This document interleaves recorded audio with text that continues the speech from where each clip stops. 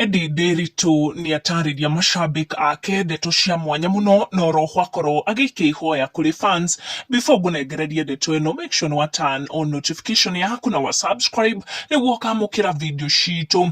Mashabiki, followers, fans a Edday ni makoretwo makimutindikira ciuria makenda kumenya how she is surviving in USA kuona ni bururi mugeni na kuraya na mucii, bearing in mind ari na ciana irenda guthoma, kwihumba na kuria na makiria ari na bills ciake we mwene, and she is doing all this healing from Digano na muthuri wake Samido. And was moved na ciuria ici cia fans na macokeria na njira ya mwanya muno, na oroho akorwo akimaikiria ihoya, akorwo akira fans na followers ake ndeto ya mwanya muno, akimera ati we ndatindaga akimaka muno ni maundu atangihota gucenjia, na rimwe ekiragira tu uguo agaikia ihoya kuri mwathani tondu nioe conversation iria agikoragwo akiaria nake ni conversation we mwenye atangihota gukorwo agicenjia. Akorwo akira followers na fans ake kindu urabatara muno ni courage na kumenya ati fear is not part of guthie na mbere na muturire, and something very important ni prayer.